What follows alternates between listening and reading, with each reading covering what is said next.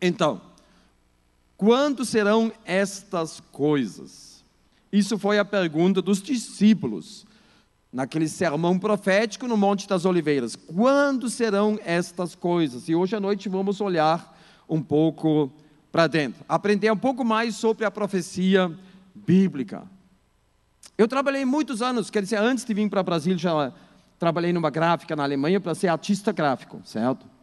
E depois ajudei na chamada, construir a gráfica, compramos boas máquinas na Alemanha, na Suíça, e depois nós mudamos até para computação gráfica. Então eu ganhei um grande presente, que é a arte gráfica, que eu posso usar nas minhas palestras, certo? Fazer uma boa ilustração. Como as diversas igrejas e denominações tratam a profecia bíblica?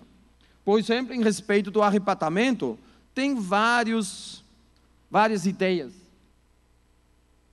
O pré-tribulacionismo somos nós, que cremos que o arrebatamento vai ser antes daqueles 7 anos, da tribulação. Arrebatamento, tribulação, Jesus volta como Rei dos Reis, depois haverá um milênio, depois o juízo final e a eternidade. Mas tem outros que creem que vai ser no meio dos 7 anos, depois de 3 anos e meio.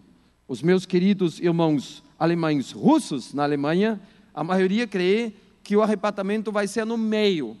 Aí eu sempre, quando chego lá cumprimentando esses irmãos, eu falo, gente, nós temos que sincronizar o arrebatamento, porque eles creem que vai ser no meio. E eu acho que eles gostam de sofrer, eles acham que eles têm que entrar, Deus permite isso para purificar a sua igreja. Mas isso não é bem a intenção daqueles 7 anos, não é. E tem outros que acham, o pós-tribulacionismo, que haverá aquele ajuntamento no final de Mateus 24, através do anjo, né? Eles acham que isso é a igreja, isso vai ser o arrebatamento e a volta de Cristo vai ser uma coisa como o Rei dos Reis. E depois o milênio, então vocês veem aqui, é bom, é igual. São só as diferenças em respeito do arrebatamento. Quando se refere ao milênio, a coisa já fica um pouco mais pesada.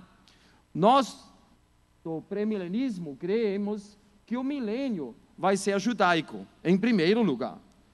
Com a sede, o centro do mundo vai ser em Jerusalém, o Monte Sião, certo? Agora tem outros, como os pós-milenistas, que creem que o mundo vai se tornar cristão. O mundo vai se tornar cristão e nós teremos ali um milênio cristão, antes da volta de Cristo. Todo mundo vai virar cristão. Vamos dizer assim, uma linda utopia, certo? Uma linda utopia. E tem o amilenismo, que acham e creem num milênio simbólico, que começou em Pentecoste, certo? Em Pentecoste, com o nascimento da igreja, começou um milênio simbólico. Então vocês veem que lá Israel ficou fora. Então nós temos uma certa confusão no meio cristão. Temos várias coisas que realmente foram colocadas de cabeça para baixo, certo? E parece que a profecia, para muitas pessoas, é que nem essa linda instalação que vocês veem em muitos lugares aqui no Brasil, né? Que a gente até se admira que a coisa ainda funciona. Mas muitos acham que assim é a profecia, né? É uma confusão, cada um interpreta, muitos veem diferente. E nós falamos já e mencionamos os reformadores estimados, que voltaram para aquela sola escritura, somente a palavra, mas em respeito da profecia bíblica, eles deixaram uma lacuna muito grande para nós. E também negligenciaram Israel. E trouxeram a chamada teologia da substituição, que a igreja hoje, ela está no lugar de Israel. Então eu acho que o tratamento real da profecia bíblica na teologia da reforma é que nem isso aqui, ó, certo? Que são os calhambeques enferrujados. Olha, nós não precisamos uma nova reforma, nós precisamos complementar a reforma, principalmente na área da profecia. Porque olha, a reforma faz 500 anos. Em 500 anos aconteceram muitas coisas. Hoje já vemos Israel que voltou para sua terra, Jerusalém, um cálice para tontear todos os povos. Nós vemos o mundo cada vez mais anticristão, vemos a tecnologia para o controle total e muitos sinais que a Bíblia menciona para aqueles 7 anos. Então, eu acho que muitos amilenistas deviam fazer um upgrade, um update da sua teologia. Mas também outros, que nem os adventistas, porque Ellen White também falsou a profecia bíblica e disse que tudo já se cumpriu. Só que Jesus não voltou, e quando ele não voltou, inventaram aquela coisa da purificação do santuário celestial, que é uma coisa muito estranha. Então, cuidado para nós não cortar o nosso próprio galho. Também na teologia, eu acredito vale isso, abençoar Israel na teologia, no nosso ponto de vista, e não apagar espiritualmente. Sem Israel não entendemos a profecia bíblica, repetindo, e não conseguimos harmonizar a escatologia e tateamos confusos no escuro. A cegueira afeta, por exemplo, o novo nascimento. Porque, olha, eu não quero brigar com ninguém agora, por favor, mas o batismo de bebês não é bem aquilo que Deus quer, certo? Quem crê será batizado. Aí eles dizem, não, mas os pais creem no lugar do bebê. E a coisa é muito forçada. Olha, eu fui batizado como bebê, certo? E realmente eu não me lembro. A minha mãe depois me mostrou um documento na parede com a data, né? E eu sou um anabatista. Com 20 anos, quando cheguei no Brasil, me deixei batizar de novo. Foi lá na chamada da meia-noite, certo? Porque eu pensei, olha, a Bíblia diz que é um passo de fé, certo? Então, fiz, já que o meu primeiro, né, não me lembro de nada. O arrebatamento não se vê. A tribulação não se vê. O Apocalipse é um livro ainda para muitos com 7 selos, ou mais ainda. O futuro de Israel não se vê. O milênio não se vê. O milênio é declarado uma heresia. E muitas outras coisas. Por exemplo, aqui é o meu filho mais novo, o Dishon Benoni, chamamos ele de Benoni, com a sua esposa Sofia.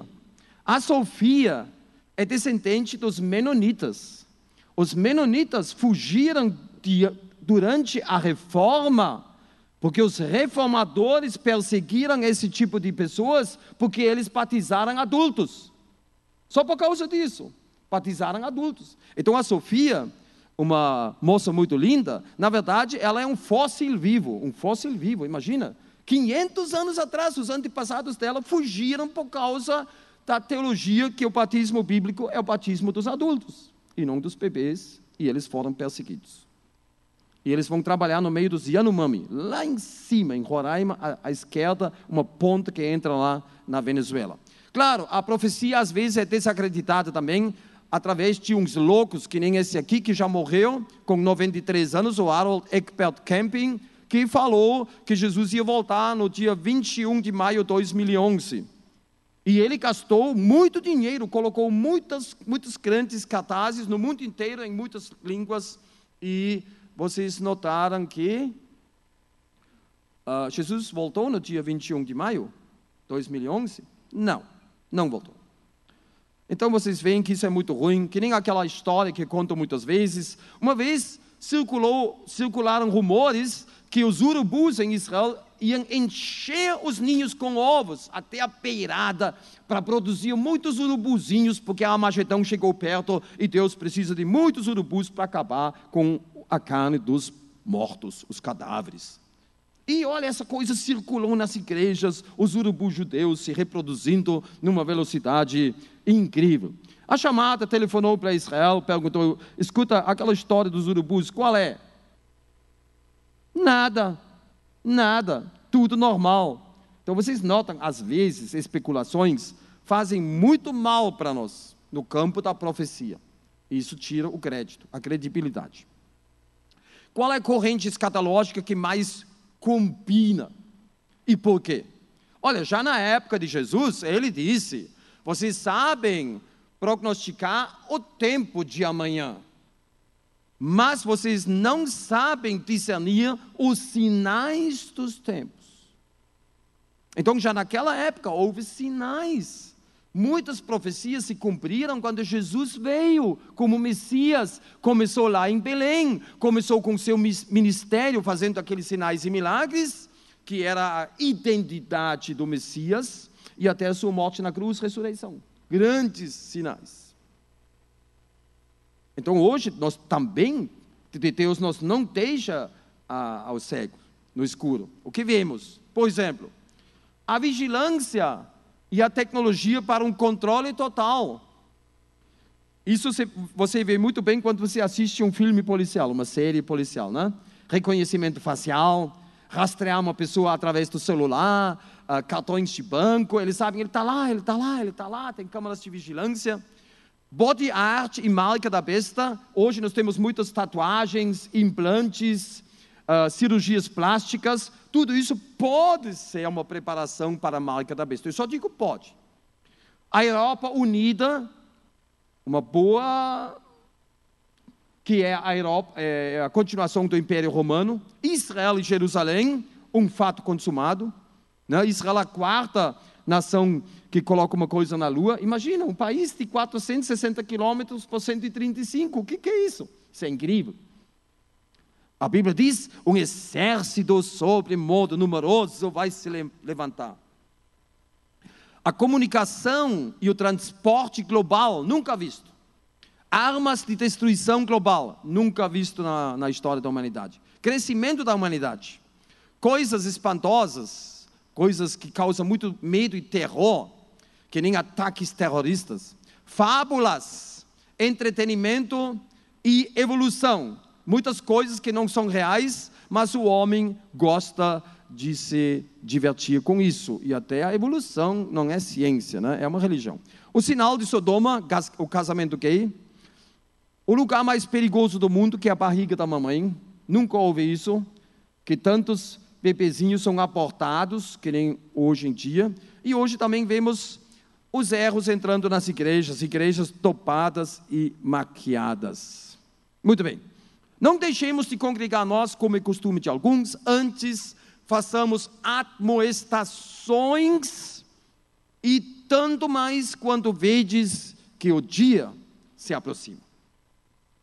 Olha, eu desafio vocês, eu acredito, esse é o único versículo nas cartas que fala que nós vamos ver algo como igreja, nós vamos ver tanto mais quando o dia se aproxima. Nós vemos o palco apocalíptico sendo preparado. Isso sim, nós não vamos assistir o cumprimento apocalíptico.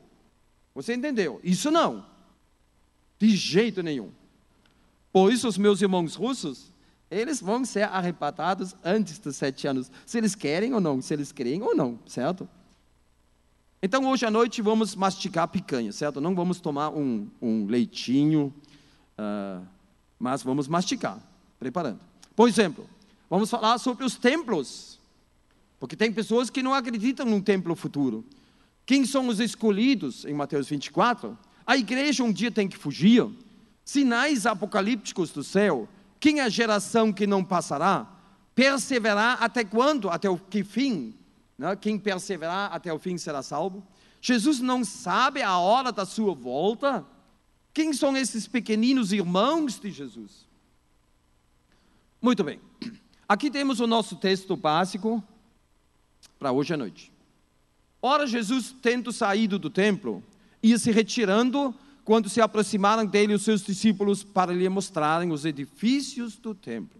Mas ele lhes disse, não vedes tudo isso? Em verdade vos digo que não se deixará aqui pedra sobre pedra, que não seja derribada. E estando ele sentado no Monte das Oliveiras, chegaram-se a ele os seus discípulos em particular, dizendo, declara-nos quando serão estas coisas e que sinal haverá da tua vinda e do fim do mundo. Olha, aquela expressão fim do mundo não é boa. Ela não é boa. Porque o certo é a consumação da era presente. Quando será o fim dessa era presente, que é o domínio dos gentios, Com outras palavras, quando vem o reino messiânico.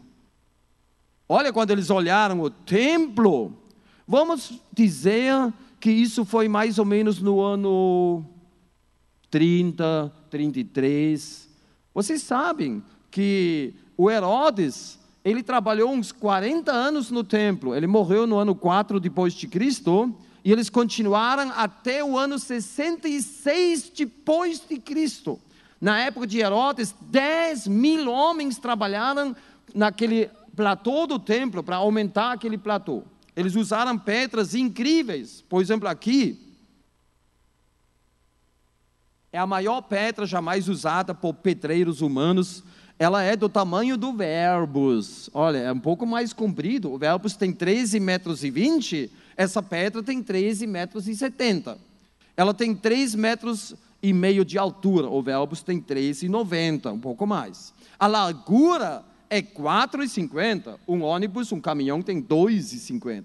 O peso dessa pedra é 578 toneladas. Ela faz parte do fundamento daqueles muros que sustentam o pátio do templo. Incrível! Por isso os discípulos mostraram a grandeza destas construções. Então, Marcos revela e relatou em Marcos 13:3 quem eram esses discípulos em particular. Era Pedro, Tiago, João e André. Então eles perguntaram: quando o templo será destruído? Qual será o sinal da tua vinda? E o que será o sinal do fim dessa era? Quando serão estas coisas? E aí vem a resposta de Jesus: acautelai-vos que ninguém vos engane, porque muitos virão em meu nome dizendo: eu sou o Cristo, e enganarão a muitos. E ouvireis de guerra e de rumores de guerras. Olhai, não vos assusteis, porque é mistério que isso tudo aconteça, mas ainda não é o fim. Porquanto se levantará nação contra nação e reino contra reino, e haverá fomes, pestes e terremotos em vários lugares. Mas todas essas coisas são o princípio de dores. Aqui nós temos um termo judaico, que se chama Reflei Mashiach, que são as dores do parto da vinda do Messias. Os judeus sabem, antes da vinda, haverá angústia, haverá muitos problemas aqui. O dia do Senhor, sombrio. Então nós vamos falar sobre isso, mas é princípio de dores, algo muito desagradável. Quem já ganhou um filho, eu nunca ganhei, foi a minha esposa, certo? Então a mulher sabe, ela está lá quase morrendo, pensando que vai morrer. Alguns partos são melhores, outros são piores.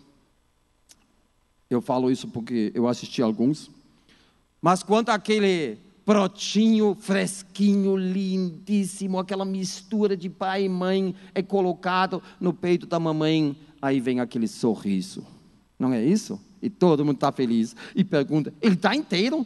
Ele está menino ou menina? Mas hoje todo mundo já sabe, antes por causa da eco, né?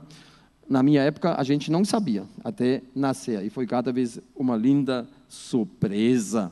Olha, as dores do parto do Messias, Reflei Mashiach. Dores do parto do Messias, preparando a vinda do Salvador e Libertador. Então Jesus mencionou o quê?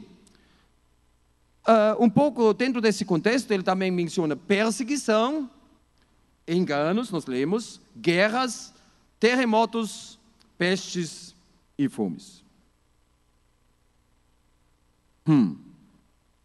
Olha, seja sincero. O que você acha dessas coisas? Eu sou um pouco assim escéptico, porque eu acho que isso sempre houve. Isso sempre houve. Você nota que o cristão aqui nós entramos um pouco em confusão?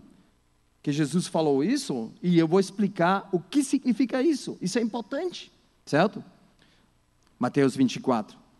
Nós temos que ver Mateus 24 sob a luz desse versículo. Ainda tenho muito que vos dizer, até coisas proféticas, mas vós não o podeis suportar agora. Quando vier, porém, o Espírito da verdade, ele vos guiará a toda a verdade, porque não falará por si mesmo, mas dirá tudo o que tiver ouvido e vos anunciará o quê? As coisas futuras.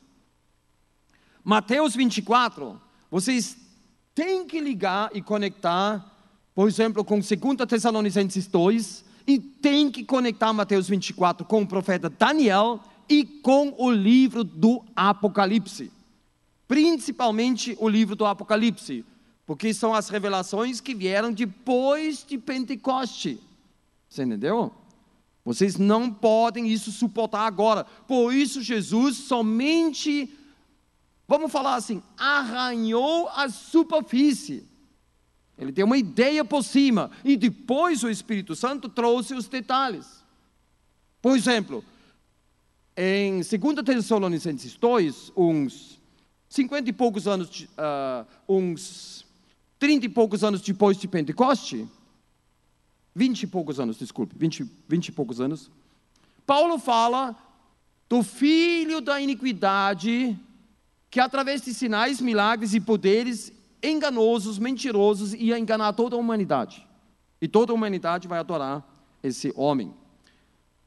João, em Apocalipse 13, revela mais detalhes. Ele mostra que, na verdade, não é um, são dois. O governador mundial e o falso profeta. E quem faz sinais, milagres e poderes é o falso profeta. A Bíblia não fala que o anticristo vai fazer sinais e milagres. Olha, isso é só uma coisa, como Deus revela os detalhes. Então, a partir de Pentecoste, mais detalhes. O que o Espírito Santo revelou de especial depois de Pentecoste? Nós temos vários mistérios no Novo Testamento que foram revelados, que Paulo chama de mistério.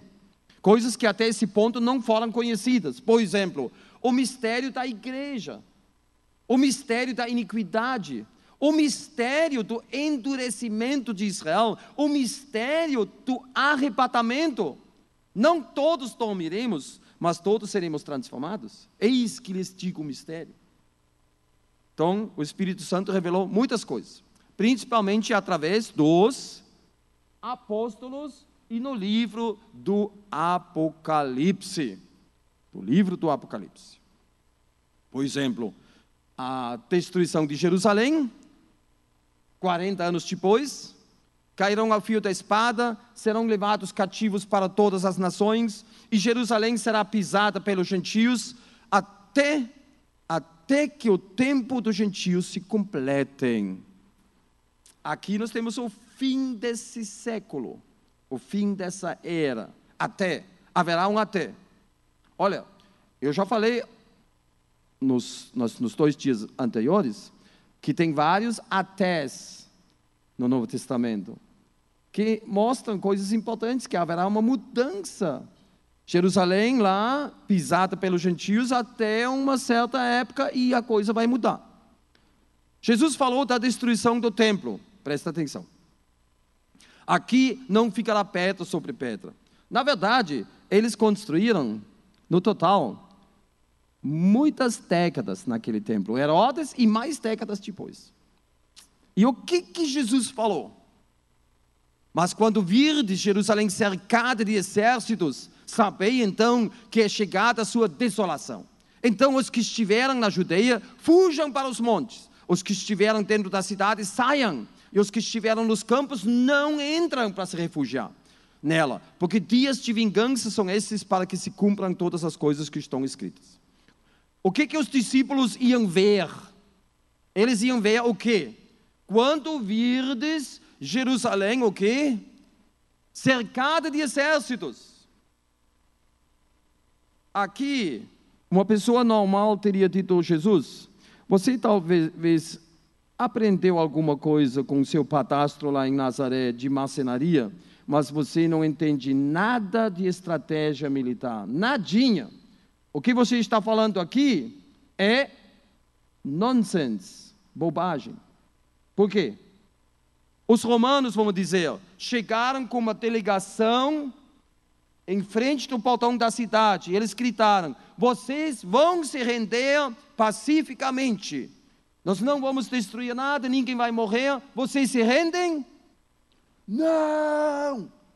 Quando eles falaram não, o que aconteceu? Aí o jogo virou. Aí os soldados romanos fizeram um cerco. E quem tentou fugir agora foi aniquilado, foi morto. Não tinha mais chance de fugir. Quando o exército cerca Jerusalém, é tarde demais. Então Jesus falou uma coisa muito estranha. Mas como? Como nós vamos fugir se tem um cerco em redor da cidade? Então a história diz que 4 anos antes do general Tito, que realmente destruiu Jerusalém, e eles massacraram 1,5 milhão de judeus, houve um outro general que veio a partir da Síria, o chamado Gaius Cestius Gallus, ou Caio Céstio Galo. Vitorioso, ele entrou lá em cima, na Galileia, venceu tudo no caminho, chegou até Jerusalém, vitorioso. Eles falaram, não, vocês se lembram, não? Aí fizeram o cerco, e esse Caio tinha tudo nas mãos. E de repente ele levantou o cerco e foi embora. E os judeus zelotas foram atrás que nem vespões bravos e ainda mataram muitos romanos na retirada. Ele mandou se retirar, levantar o cerco. Ninguém sabe até hoje por quê. E os judeus jubilaram, nós somos filhos de Abraão, jamais vamos cair nas mãos desses incircuncidados. E sabe o que os discípulos fizeram? Fugiram. Que o Joséfo Flávio disse, testemunho ocular, eu falei sobre ele, que nenhum discípulo de Jesus morreu no ano 70 porque não estavam mais na cidade de Jerusalém. Você entendeu agora? Parecia uma coisa impossível. Um cerco, mas o cerco foi desfeito e os discípulos, em vez de agora ficando numa segurança duvidosa, errada, eles obedeceram às palavras do Senhor Jesus e fugiram. Mas depois, a casa ficou deserta por muito tempo. Jesus queria muitas vezes reunir Israel como uma choca que junta os seus pintinhos debaixo das asas, e vós não o quisestes. Jesus queria e Israel não queria. Eis que a vossa casa vos ficará deserta. E nos últimos dias, diz Oséias, eles virão tremendo e aproximarão-se do Senhor no fim da grande tribulação. A casa vai ficar deserta. Declaro-vos, pois, que desde agora já não me vereis, até que venhais a dizer, bendito que vem em nome do Senhor. Porque depois eles gritaram, crucifica-o, crucifica-o. E ele disse, olha, vocês não me verão mais, até uma mudança drástica no comportamento de vocês, que vai acontecer no final da grande tribulação. Então haverá até de 2.000 anos, nós já vamos explicar. Israel como lugar deserto e abandonado por muito tempo, até. Porque não quero, irmãos, que ignoreis esse mistério, que veio o endurecimento em parte a Israel, até que haja entrado a plenitude dos gentios. E o que Jesus falou?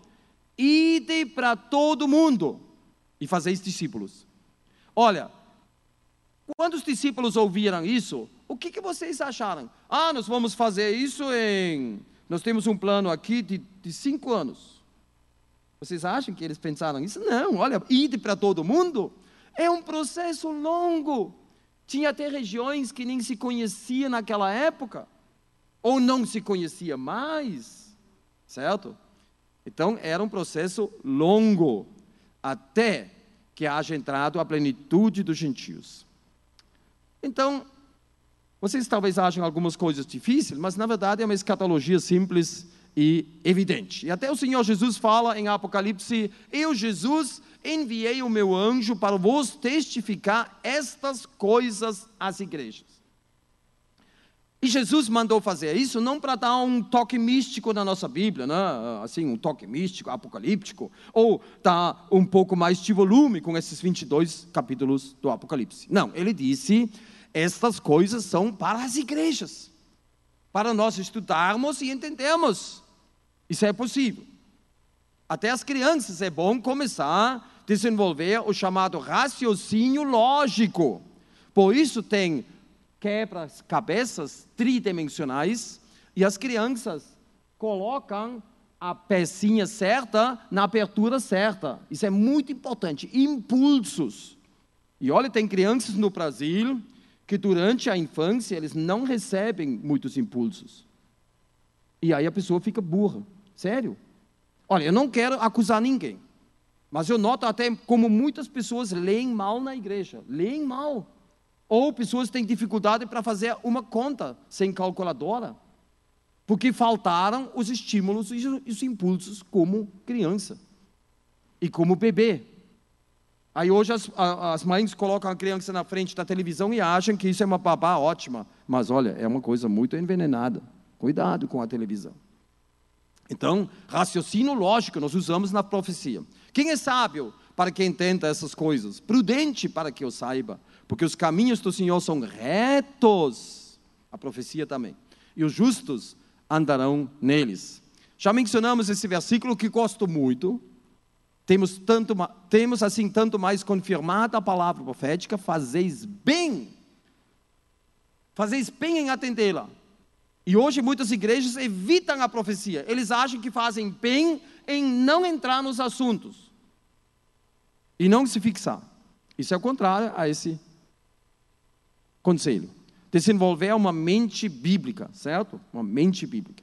Muito bem. Quando o templo será destruído, qual será o sinal da tua vinda e o que será o sinal do fim dessa era? Quando serão estas coisas? E olha, o que estava na cabeça dos discípulos quando Jesus se despediu, um pouco antes, eles ainda fizeram a pergunta judaica, a pergunta evidente. Aqueles, pois, que se haviam reunidos, perguntaram-lhe dizendo: Senhor, isso é Atos 1, 6 a 8, uns segundos antes do arrebatamento de Jesus. Senhor, restaurarás tu, nesse tempo, o reino a Israel? E disse-lhes: não vos pertence saber os tempos ou as estações que o Pai estabeleceu, pelo seu próprio poder, mas recebereis a virtude do Espírito Santo, que há de vir sobre vós, e ser-me-eis as minhas testemunhas, tanto em Jerusalém, como em toda a Judeia e Samaria, e até os confins da terra. Quando eles fizeram a pergunta sobre o reino milenar do Messias, Jesus não disse: esquecem isso não existe mais. Ele disse: olha, isso o meu Pai reservou. Ele adiou isso, e agora a prioridade é vocês testemunhar esse evangelho até os confins da terra. Aquele reino virá mais tarde. Você entendeu? Isso é a lógica da resposta de Jesus. E hoje muitas igrejas dizem que Jesus disse não. Ele não disse não. Ele não disse. Ele adiou. Ou em Atos 3. Olha, presta atenção o que Pedro fala aqui. Arrependei-vos, pois, e convertei-vos para serem cancelados os vossos pecados. Pedro fala aqui aos judeus, para os judeus, a fim de que da presença do Senhor venham tempos de refrigério, e que envia Ele o Cristo, que já vos foi designado. Quer dizer, para eles, Jesus ia vir porque ele já foi prometido, já foi planejado para ele vir para os judeus, ao qual é necessário que o céu receba até aos tempos da restauração de todas as coisas, de que Deus falou por boca dos seus santos profetas desde a antiguidade, também do milênio. Milênio. Muito importante. Então, essas perguntas. Olha bem essas perguntas. Quando o templo será destruído, qual será o sinal da tua vinda? O que será o sinal do fim dessa era? Agora, pergunto eu. Jesus falou sobre a igreja. Jesus falou a igreja. Jesus mencionou o arrebatamento. O que vocês acham?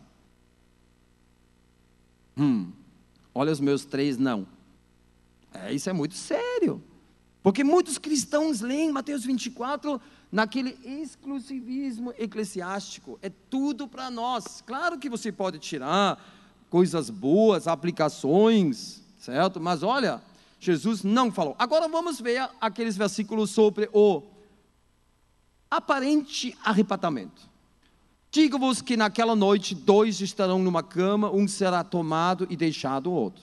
2 mulheres estarão juntas moendo, uma será tomada e deixada a outra. 2 estarão no campo, um será tomado e o outro deixado. Então lhe perguntaram: onde será isso, Senhor? Agora até para os cristãos, vem algo que deixa-nos estranhar muito. Isso é muito estranho. Respondeu-lhes: onde estiver o corpo, aí se ajuntarão também os abutres. Ou onde está o cadáver, lá tem os urubus. Que Jesus queria dizer com isso? Isso não tem nada a ver com arrebatamento. Isso é pesado. Agora vamos ver alguns outros versículos. Porque muitas vezes a Bíblia, ela mesma se explica, entendeu? Olha aqui. Quando clamares a tua coleção de ídolos, que te livre, levá-los ao vento, um assopro os arrebatará a todos, mas o que confia em mim herdará a terra e possuirá o meu santo monte. Você entendeu? Uns serão arrebatados, mas não para a salvação. Eles serão tirados da benção. Não me arrastes com os ímpios, Salmo 28:3. Não me tira, não me toma junto com os ímpios, me deixa. Rejeitas ou removes, tomas como escória todos os ímpios da terra. Eles serão tirados como escória. Amo os teus testemunhos. Porque os malfeitores serão exterminados, mas aqueles que esperam no Senhor herdarão a terra. Pois ainda um pouco e o ímpio não existirá. Atentarás para o seu lugar e ele ali não estará. Mas os mansos herdarão a terra e se deleitarão na abundância de paz. O justo nunca será abalado, mas os ímpios não habitarão a terra. Então o que Jesus falou que um será tomado e outro deixado, nesse contexto, é quem será tirado, ele vai ser o juízo, ele não vai participar do reino de paz. Isso é para os judeus, entendeu? Para os judeus. Uma palavra para os judeus. A mesma pergunta também, muito importante. Quem são estes escolhidos em Mateus 24:31? E olha, é uma pergunta que perturba muitas igrejas. E ele enviará os seus anjos com grande clamor de trombeta, os quais lhe ajuntarão os escolhidos, desde os 4 ventos de uma outra extremidade dos céus. Então muitos acham que isso é a igreja. Já que isso vai acontecer no final da tribulação, então isso é o arrebatamento da igreja, que vai ser sincronizado com a volta de Jesus como Rei dos Reis. Certo? Dentro desse contexto e dessa lógica. Agora cuida bem, por exemplo, Isaías 27:12-13. Naquele dia, o Senhor patejará o seu trigo desde as correntes do rio até o ribeiro do Egito. E vós, ó filhos de Israel, sereis escolhidos um a um. E naquele dia se tocará uma grande trombeta. Uma grande trombeta. Com grande clamor de trombeta. Está escrito em Mateus 24:31. E os que andavam perdidos pela terra da Síria, os que foram desterrados para a terra do Egito, tornarão a via e adorarão ao Senhor no Monte Santo em Jerusalém, que são os termos para o milênio. Moisés já profetizou o seguinte, Deuteronômio 30:3-5. O Senhor teu Deus te fará voltar do teu cativeiro e se compadecerá de ti, e tornará a juntar-te dentre todos os povos entre os quais te houver espalhado o Senhor teu Deus. Ainda que o teu desterro tenha sido para a extremidade do céu, desde ali te ajuntará o Senhor teu Deus. E dali te tomará, e o Senhor teu Deus te trará a terra que teus pais possuíram, e a possuirás, e te fará bem, e te multiplicará mais do que aos teus pais. Isso é o contexto. E a Bíblia até diz que haverá gentios, numa atitude amigável com os judeus, eles vão ajudar em trazer os judeus. E isso já existe hoje. Olha, tem organizações cristãs que pagam até voos para judeus que querem voltar para Israel, para fazer aliyah. Tem cristãos que ajudam nisso. E trarão todos os vossos irmãos dentre todas as nações como oblação ao Senhor, sobre cavalos e em carros e em liteiras e sobre mulas e sobre dromedários, os trarão ao meu santo monte a Jerusalém, diz o Senhor. Nenhum judeu vai ficar fora, já falamos sobre isso ontem. E não esquece, né? 10 capítulos no meu livro só tratando esse assunto. Então, quando serão estas coisas? Nós falamos da destruição do templo, e eu vou mostrar para vocês que a Bíblia fala de 2 templos diferentes. Isso é muito importante, porque tem igrejas que não enxergam isso ou não querem enxergar, né? Esses 2 templos. E Jesus fala o que daquele outro templo? Se lembra, naquele primeiro templo, o que os discípulos iam ver como sinal era o cerco do inimigo em redor de Jerusalém, certo? E eles deviam fugir. Isso foi o sinal. Naquele outro templo, o que eles vão ver, os discípulos? Quando, pois, virdes que a abominação da desolação de que falou o profeta Daniel está no lugar santo, quem lê entenda. Aí Jesus fala que eles devem fugir. A primeira vez eles viram o cerco dos inimigos. Na outra ocasião, eles vão ver uma grande abominação no templo. Aqui o cerco, Lucas 21, 20. Eu coloquei as 2 coisas aqui junto. No ano 70, ou no ano 66, o sinal era o cerco. No futuro templo, daqueles 7 anos, que vai ser abominado no meio daqueles 7 anos, o sinal será não um cerco do inimigo, mas a abominação do templo. Quando eles veem isso, aí Jesus fala as mesmas coisas. Eles devem fugir para os montes da Judeia. Agora eu vou dizer uma coisa para vocês. Não leva mal quando eu falo assim, né? Porque eu quero respostas. O anticristo que vai controlar o mundo inteiro. Aí esse anticristo se declarando Deus, ele vai se sentar no templo, ainda vai ter a imagem da besta, que também vai ajudar a abominar, que vai ganhar a vida, tudo bem. Então esse homem que vai ter um poder incrível, e quando os discípulos veem isso, a abominação do templo, eles têm que fugir. Escuta bem. Você acha que correndo para um monte você consegue fugir do anticristo? Seja sincero. Eu gosto dessas perguntas. Certo?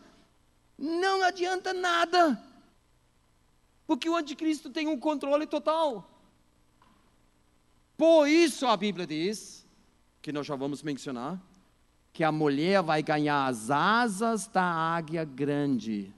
E ela vai voar, outros versículos dizem, fugir para o deserto. Então, muitos creem que eles vão passar por um arrebatamento horizontal. Que todos que mostram sinais de fuga, que obedecem às palavras de Jesus, ele vai levar sobrenaturalmente para o deserto. Você entendeu? Porque às vezes Deus quer um sinal. Quando Moisés fez aquela cobra no deserto, olha, orar sempre é bom, mas não era suficiente. O que o povo tinha que fazer? Quando eles eram picados pelas cobras, já morrendo, o que eles tinham que olhar? Eles tinham que olhar. Se alguém orar, oh Deus me ajuda. Olha, a ordem de Deus foi bem claro. Olha para a serpente. A palavra de Jesus aqui é bem clara. Correm, correm, correm. E todos que ele vê correndo, ele vai pegar. Você entendeu? É assim que a coisa funciona. E isso é um marcador. A abominação do templo é um evento que vai separar os primeiros 3 anos e meio dos segundos 3 anos e meio. É um marcador no meio. É uma marca bem clara e nítida para os discípulos. aquele, o anticristo, que se opõe e se levanta contra tudo que se chama Deus ou é objeto de adoração, de sorte que se assenta no santuário de Deus, apresentando-se como Deus. Isso ele vai fazer no templo em Jerusalém. Então, a destruição do segundo templo e a abominação de um terceiro templo, através de uma pessoa que é o anticristo, que se declara Deus. E olha, para aquela igreja em Tessalonicenses, Paulo falou o seguinte, e olha, quando Paulo escreveu a primeira carta, aquela igreja tinha 1 ano de existência. 1 ano! E Paulo falou coisas pesadas para aquele povo do arrebatamento, do anticristo, da apostasia. E ele disse, irmãos, relativamente aos tempos e às épocas, não há necessidade que eu vos escreva. Olha, esses eram bem instruídos na profecia. Eu não gosto muito da tradução em português. Épocas. Eu acho épocas muito fraco. Mas tem outras línguas que também é muito fraco. Porque em grego é Cronos e Kairos. Cronos é o tempo. Kairos já é algo mais especial, que é o tempo certo para agir. É um acontecimento que exige uma ação, uma reação ou uma tarefa. Quer dizer, quando o tempo é abominado, é um kairos, e Deus espera que eles fogem, Ele espera uma reação, você entendeu? E Paulo diz, relativamente aos tempos e às reações, vamos dizer, não há necessidade que eu vos escreva. E olha, nós juntamos as peças. Eu não falei que é meio pesado? Olha, por favor, não fica boiando, tá? Com olhos abertos. Já estou vendo algumas pessoas. Se vocês não prestarem atenção, eu vou parar, porque eu conheço a minha palestra de cor. Estou assustando? Ajudou um pouco? Pompeia um pouco de oxigênio, por favor. Né? Diz que eu não quero dormir, eu quero prestar atenção. Quando você quer, olha. Então, olha o que a Bíblia diz em Daniel 9:27. Ele fará um pacto firme, o anticristo, com muitos, por 1 semana. E Israel viveu dentro do esquema de semanas. Você sabe disso, semanas. Depois de 6 anos veio o ano sabático. Depois de 7 anos sabáticos veio o ano de júbilo. Eles viveram naquele ciclo de semanas que nós não conhecemos. Nós só conhecemos a semana mesmo, mas não semana de anos. 1 semana. Aí todo mundo vai dizer, olha só, nós achamos a semana perdida. Porque Daniel tinha falado de 69 semanas até a morte do Messias e a destruição do santuário. E aí o tempo foi cortado. E agora nós temos aquela semana, 70ª semana que faltou, que virá futuramente. Na metade da semana, depois de 3 anos e meio, fará cessar o sacrifício e a oblação, e sobre a asa das abominações virá o assolador, e até a destruição determinada, a qual será derramada sobre o assolador. Ele vai abominar o templo, vai interferir e vai proibir o serviço no templo. E por isso nós temos tantas informações tão importantes. Por exemplo, Apocalipse 13, 14 a 17, sobre o anticristo. Aqui nós lemos que a marca da besta só virá depois daqueles primeiros 3 anos e meio. Só depois, quando o anticristo vai ressuscitar e a imagem da besta vai ganhar vida, aí vem a marca da besta. A verdadeira marca da besta, certo? Você se lembra que eu chamei alguns de chip maníacos, né? Então não precisa ter medo. O que tem hoje é tecnologia, mas não é a marca da besta. Eu nunca me esqueço, eu estava lá no Nordeste, numa entrevista num rádio, lá no sertão, e nós falamos sobre o anticristo, não, uma entrevista assim. E de repente uma irmã entrou, porque nós deixamos o telefone aberto, né, assim, para poder fazer perguntas, e ela disse, irmão missionário, eu vi na minha cozinha uma lata de leite em pó com o código de barra. Quer dizer, eu vendi a minha alma para o anticristo sem saber. O que eu faço agora? Olha, tem muitos cristãos assim, não é isso? Eles veem conspiração até na Coca-Cola, até no macro, quando você pega o símbolo, bota um espelho, puxa, é uma caveira, é coisa do diabo. Né? E o tempo todo tem cristãos fusando as coisas lá de baixo. Será que isso é a tarefa do cristão? Puxa vida, mas nunca! A Bíblia diz do eunuco, quando ele foi batizado pelo Filipe, alegremente ele andou a sua estrada. Olha, eu sei das conspirações, mas muita coisa é bobagem. Eu sei dos Illuminatis e muita coisa, mas olha, ninguém pode fazer nada se Deus não permite. E a profecia fala bem claro que Deus tem o controle. Então não tenha medo, por favor, e não se preocupe tanto com as coisas ruins. Tem cada coisa na internet que realmente é para... não vou usar uma palavra forte, mas tem que cuidar com as coisas, certo? Muito bem.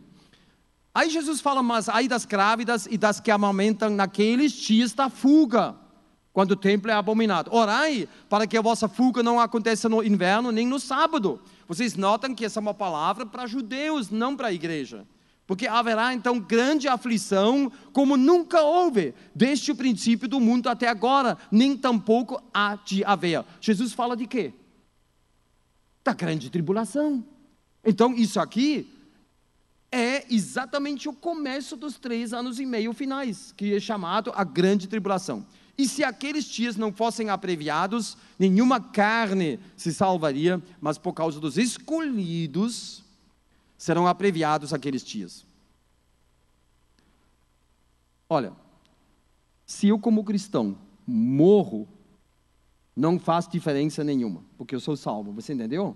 Então aqui tem alguma coisa que não combina com a mentalidade cristã, né? Deus vai abreviar os dias, senão nenhuma carne ia sobreviver, e por causa dos escolhidos ele faz isso para eles poderem viver e entrar no milênio. Você entendeu? Essa é a lógica. Não tem outra. A fuga.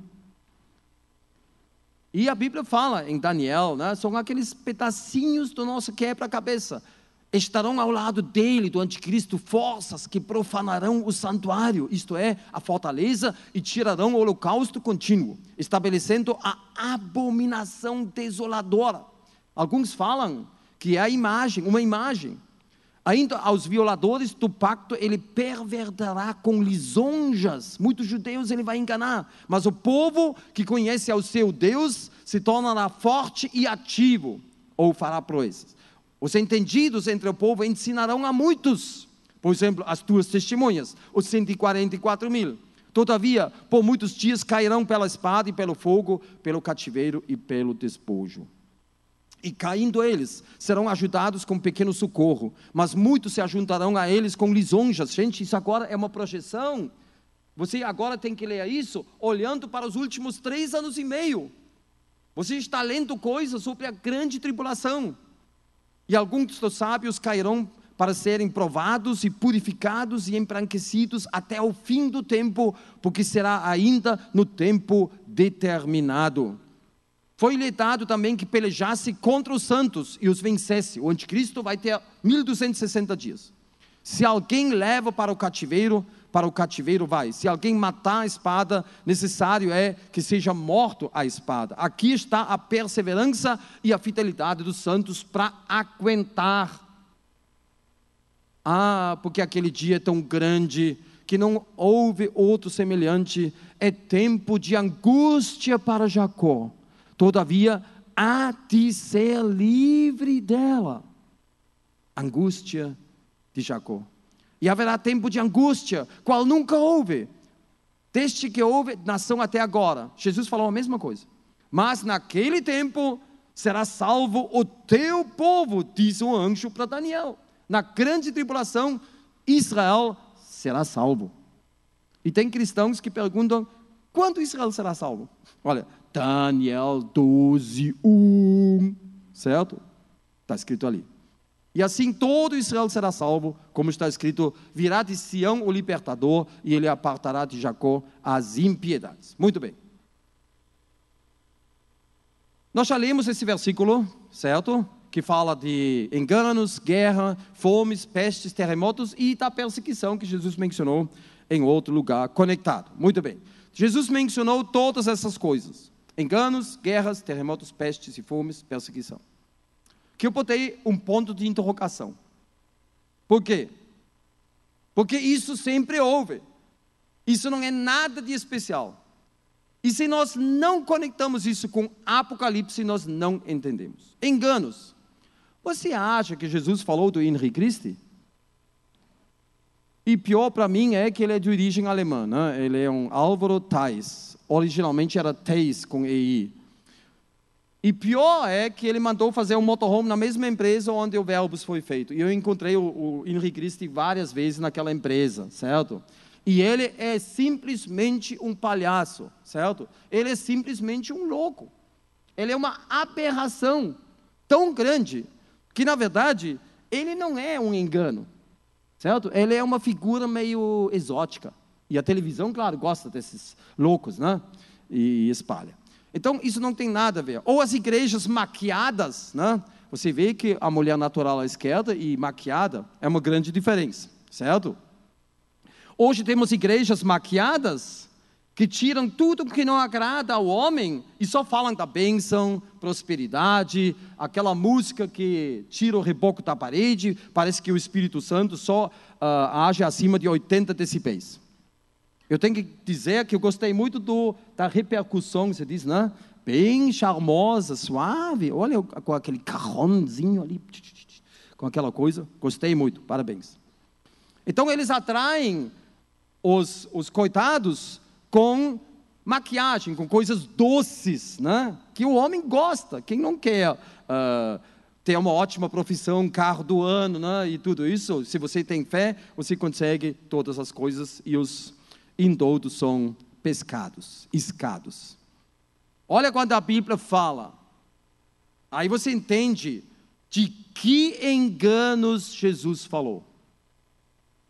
E esse iníquo, cuja vinda é segundo a eficácia de Satanás, com todo o poder, sinais e prodígios de mentira, e com todo o engano da injustiça para os que perecem, porque não receberam o amor da verdade para serem salvos, e por isso Deus lhes envia a operação do erro para que creiam na mentira, para que sejam julgados todos os que não creram na verdade, antes tiveram prazer na injustiça, todos serão enganados pela operação do erro que Deus permite.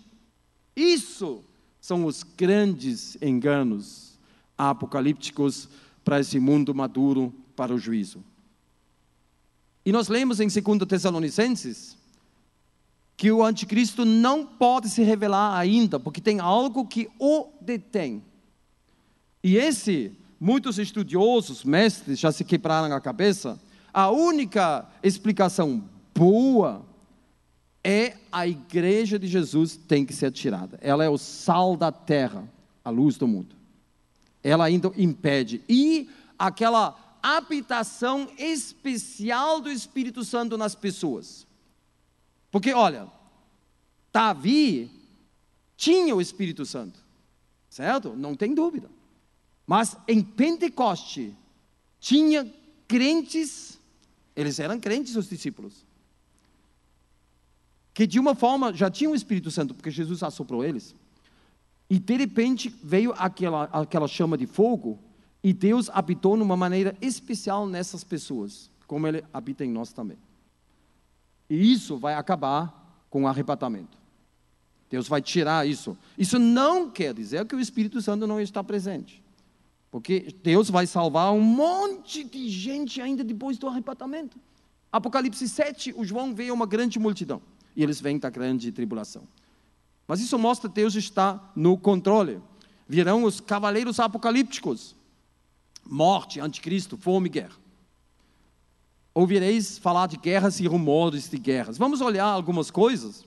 Olha, se você hoje tem medo da greve dos caminhoneiros e talvez de algum problema, faz que nem os americanos. Olha, aqui uma família estocou tudo que você precisa para sobreviver 1 ano, certo?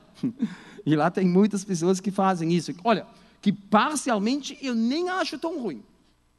Porque aquela grevezinha dos caminhoneiros já deu problemas nos supermercados e no abastecimento de várias coisas. Não é ruim ter uma água potável, um botijão de gás, alguma coisa em casa, umas conservas para sobreviver. Muito bem. Tá. Alguma coisa aconteceu com a humanidade. 4.000 anos, 5.000 anos. O crescimento da humanidade parecia uma minhoca no chão, uma minhoquinha. Você vê a minhoquinha aqui, ó, né? E só nos últimos tempos, nós estamos subindo que nem um foguete, e não vai faltar muito, nós vamos romper os 8 bilhões de habitantes na Terra. Bem dentro do contexto apocalíptico, por quê? A Bíblia, por exemplo, diz que virão 200 milhões de soldados do nascimento do sol, que é da Ásia, que vai atravessar o rio Eufrates. 200 milhões na época do João, do apóstolo João, não tinha nem 200 milhões de habitantes na Terra. Agora imagina, 8 bilhões. Agora vamos entrar naquilo que Jesus falou, ouvirás de guerras. E eu vou mostrar para vocês aqui guerras apocalípticas. E olhei, e eis um cavalo amarelo. E o que estava assentado sobre ele tinha por nome Morte. E o inferno o seguia, e foi-lhe dado poder para matar a 1/4 da terra, com espada, com fome, com peste e com as feras da terra. 8 bilhões, 1/4 parte, quantos são? 2 bilhões. Sobram quantos? É uma aula de matemática muito profunda, né? Agora ficamos com 6 bilhões. E o número do exército dos cavaleiros era de 200 milhões. E eu vi o número deles. Por essas 3 pragas foi morta a 1/3 parte. O que é uma 1/3 parte de 6 bilhões? 2 de novo. Se nós tínhamos no começo 8 bilhões, e agora tiramos 4 bilhões, isso representa que a metade da humanidade vai ser dizimada diretamente através dessas coisas. E haverá muitas outras coisas que vai dizimar. Então, isso são guerras que deixam até a Primeira e Segunda Guerra Mundial na sombra. Na Primeira Guerra Mundial morreram mais ou menos 15 milhões de pessoas, na Segunda Guerra Mundial 55 milhões. E aqui nós temos, cada vez, 2 bilhões. E olha, você vai me desculpar o meu cálculo macabro, certo? Um cálculo macabro. Quando se pega 4 bilhões de pessoas mortas e coloca uma ao lado da outra, assim, ó, eu estou deitado no chão, assim para cima, certo? E você coloca as pessoas assim. Você pode fazer 30 voltas pelo mundo. 30 voltas com as pessoas assim empilhadas. 30 voltas. Ou uma faixa de 50 metros ao redor do Equador, só com cadáveres. Isso é Apocalipse. E ainda, Deus vai fazer que um vai levantar a espada contra o outro, ele vai ferir os cavalos com cegueira. Agora imagina numa guerra tecnologicamente moderna, Deus vai tirar toda a comunicação, tipo uma bomba eletromagnética, certo? Que muitos países já têm, eu tenho certeza que Israel tem, e se eles querem, eles vão levar isso ao Irã, e vão explodir acima do Irã, e tudo que trabalha com ondas vai ser destruído. Não haverá mais computadores que funcionam, nada mais, tudo destruído. Fome e peste, a Bíblia diz que até haverá úlceras, feridas, tumores com inflamação.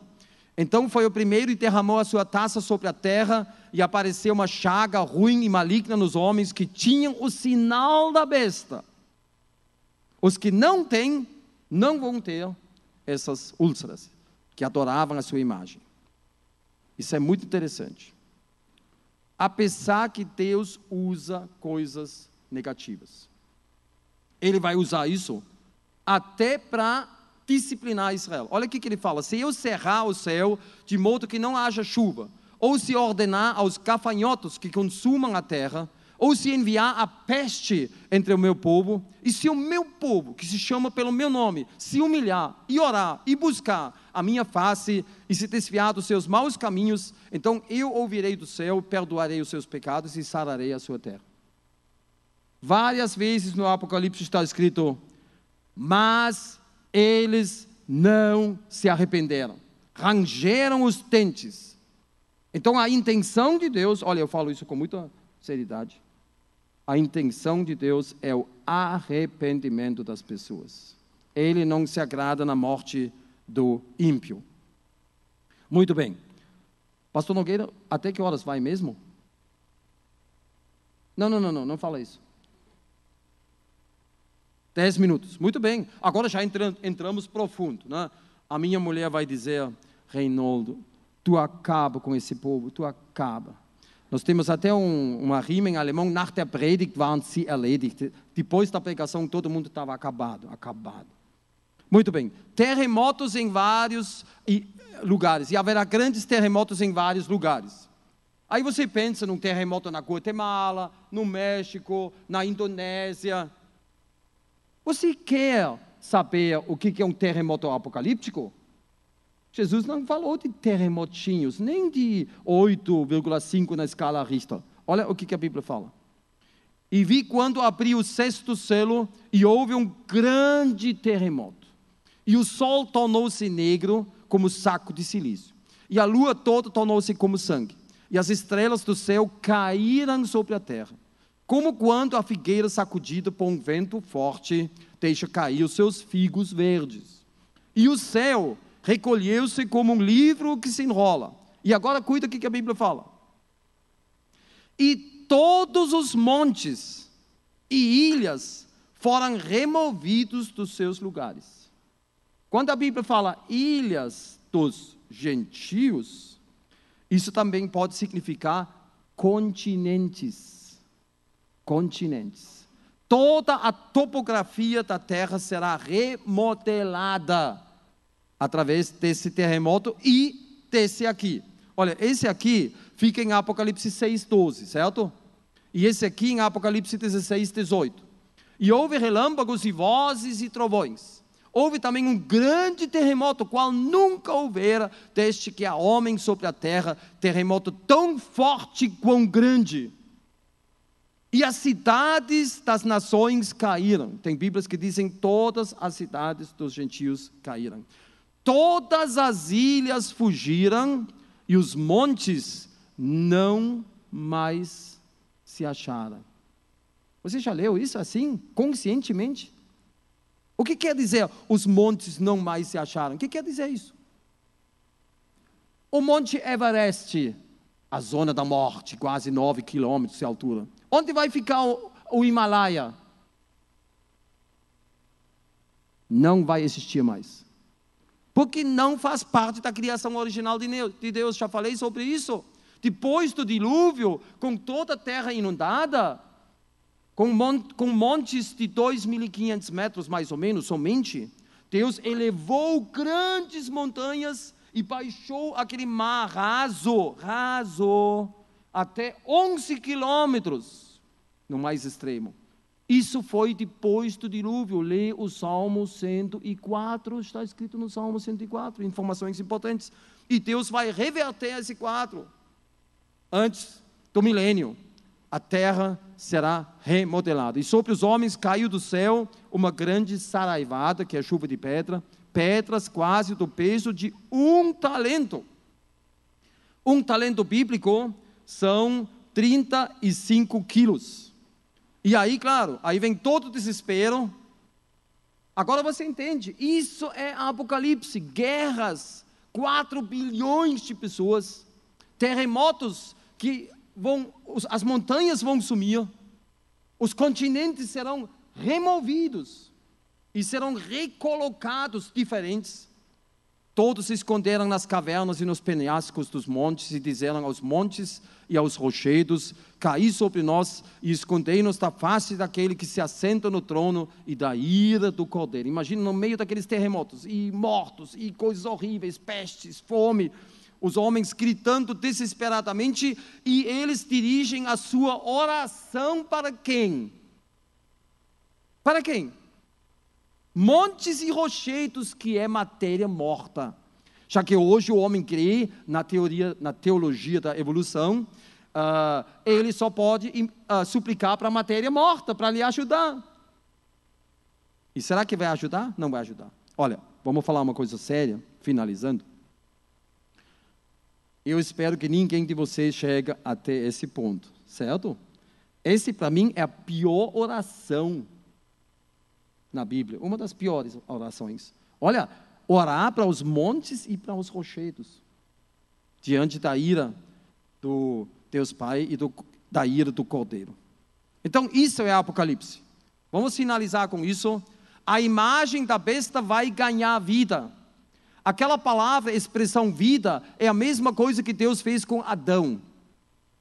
Olha, aí uns dizem, não, mas o diabo não pode fazer isso. A Bíblia diz que haverá um tempo como nunca mais vai haver. Deus vai permitir algumas coisas que Ele nunca mais vai permitir. Uma coisa é que uma imagem vai ganhar vida e a outra vai ser que o anticristo vai ressuscitar e vai subir no abismo. Antes ele veio do mar, o anticristo. Apocalipse 13:1, do mar. E de repente os vão ver ele subindo do abismo na metade dos 7 anos. Demônios gafanhotos, por 5 meses, eles sairão do abismo, de onde também o anticristo vai sair. Gafanhotos, demônios, vão torturar as pessoas por 5 meses, úlceras malignas, mar e rios, toda a água vai se virar sangue, o sol vai queimar como fogo, terremotos gigantes, chuva de pedra, chamado meteoros, vão cair sobre os homens, e a metade da humanidade vai morrer direto. Então você entende, Mateus 24, essas palavras de Jesus sobre guerras, fome, peste, terremoto, ele não pensa naquelas coisas, não. Hoje temos algumas sombras, mas ele não pensou nesses terremotos de hoje, ele pensa naquelas terremotos no Apocalipse, naquelas guerras no Apocalipse, que são tão excepcionais, que a Bíblia diz, vendo essas coisas acontecer, no começo, exultai e erguei a vossa cabeça, porque a vossa redenção se aproxima, vai levar 3 anos e meio, e Jesus vai voltar como Rei dos Reis. Vamos ficar de pé, e vamos orar, depois eu entrego a palavra. Eu fiquei feliz que o pastor Nogueira disse, que Mateus 24 é um dos lugares mais difíceis. Se você agora se sente que nem atropelado, é um bom sinal, certo? Porque isso deve provocar uma reação na sua vida, uma reação, né? Para estudar mais profundo, para entender, porque Jesus escreveu isso e nós na verdade somos privilegiados. Eu não chamo mais vocês de servos, porque o servo não sabe o que o seu Senhor faz, eu chamo vocês de amigos. Senhor, obrigado por essa noite. Obrigado para cada um que mostrou interesse e veio até aqui, no meio da semana, sacrificou o tempo. Obrigado para isso, eu te peço que a tua palavra não volte vazia. Também te peço, hoje à noite, talvez tem pessoas aqui que não têm essa certeza da salvação, e a tua palavra ameaça com essa oração horrível aos montes e rochedos. Eu te peço que ninguém chegue até esse ponto, mas realmente abre o seu coração e deixa Jesus entrar como seu Salvador. Obrigado para tudo que tu nos revelaste depois de Pentecoste. E nós juntando essas peças, esse quebra-cabeça profético, nós entendemos muito bem o que vai acontecer no futuro. Mas também vemos hoje sombras do Apocalipse. O palco apocalíptico sendo erguido. E isso para nós é a prova, o claro sinal que Jesus está às portas para arrebatar a sua igreja. Em nome de Jesus. Amém. Amém. Podem sentar, filhos. Obrigado, pastor Reinhold.